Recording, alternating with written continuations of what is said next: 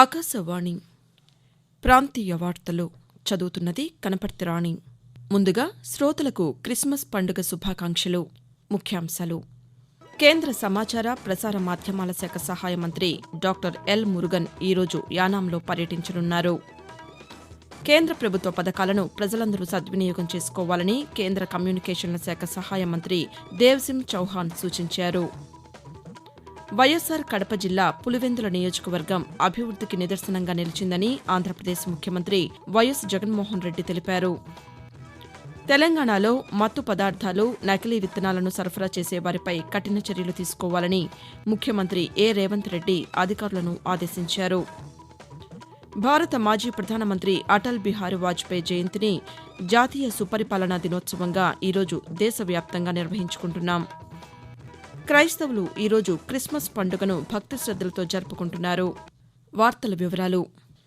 కేంద్ర సమాచార ప్రసార మాధ్యమాల శాఖ సహాయ మంత్రి డాక్టర్ ఎల్ మురుగన్ ఈరోజు యానాంలో పర్యటించనున్నారు.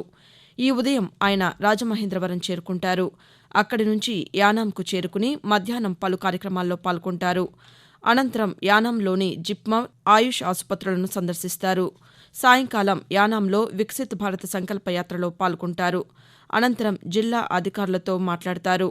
ఈ రాత్రికి యానాంలోని అతిథి గృహంలో బస చేస్తారు.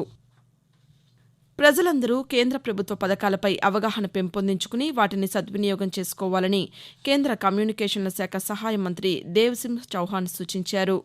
శ్రీ సత్యసాయి జిల్లా హిందూపురం నియోజకవర్గంలోని లేపాక్షి, చిలమత్తూరు మండలాల్లో నిన్న జరిగిన వికసిత్ భారత్ సంకల్పయాత్ర కార్యక్రమాల్లో ఆయన పాల్గొన్నారు.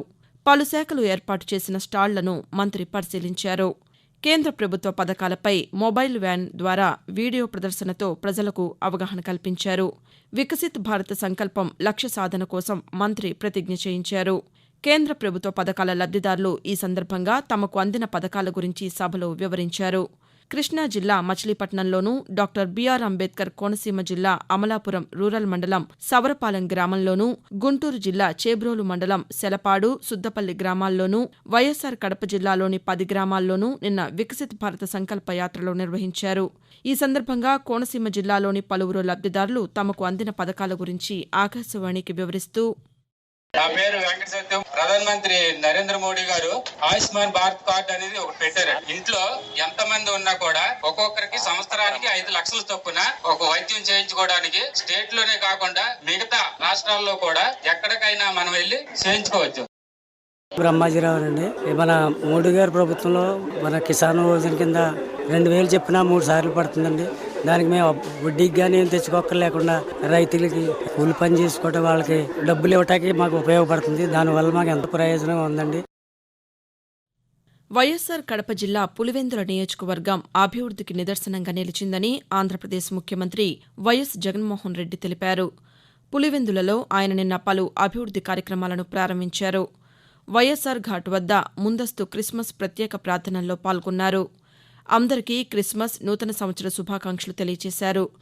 అనంతరం ఇడుపులపాయ ఎస్టేట్లో ప్రజాప్రతినిధులు, అధికారులతో కలిసి పులివెందుల ప్రాంత అభివృద్ది సంస్థ చేపట్టిన పలు అభివృద్ది పనులపై ముఖ్యమంత్రి సమీక్ష నిర్వహించారు.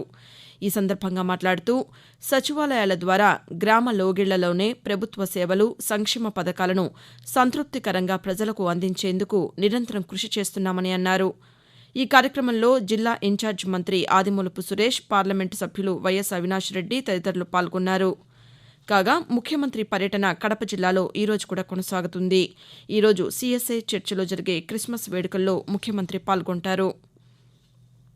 తెలంగాణలో మత్తు పదార్థాలను, నకిలీ విత్తనాలను సరఫరా చేసే వారిపై కఠిన చర్యలు తీసుకోవాలని, వాటిని నిర్మూలించేందుకు కృషి చేయాలని ముఖ్యమంత్రి రేవంత్ రెడ్డి అధికారులను ఆదేశించారు. ఆయన నిన్న సచివాలయంలో కలెక్టర్లు, ఎస్పీలతో నిర్వహించిన సదస్సులో మాట్లాడుతూ, ఫ్రెండ్లీ పోలీసింగ్ను దుర్వినియోగం చేస్తే ప్రభుత్వం ఉపేక్షించదని, పౌరులతో గౌరవంగా ఉండాలని అన్నారు. గంజాయి, మాదక ద్రవ్యాలను ఉపయోగించే వారిపై కఠిన చర్యలు తీసుకోవాలని స్పష్టం చేశారు. ఈ కార్యక్రమంలో ఉప ముఖ్యమంత్రి భట్టి విక్రమార్క, ప్రభుత్వ ప్రధాన కార్యదర్శి శాంతికుమారి, డీజీపీ రవిగుప్తా, పలువురు మంత్రులు, ఉన్నతాధికారులు పాల్గొన్నారు.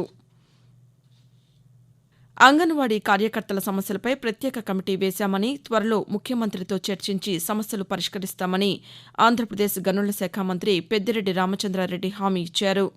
13 రోజులుగా సమ్మె చేస్తున్న అంగన్వాడీ కార్యకర్తలు, ఆయాలు నిన్న చిత్తూరు జిల్లా కుప్పం ఏరియా ఆసుపత్రి వద్ద మంత్రిని కలిసి తమ సమస్యలపై వినతిపత్రం అందజేశారు.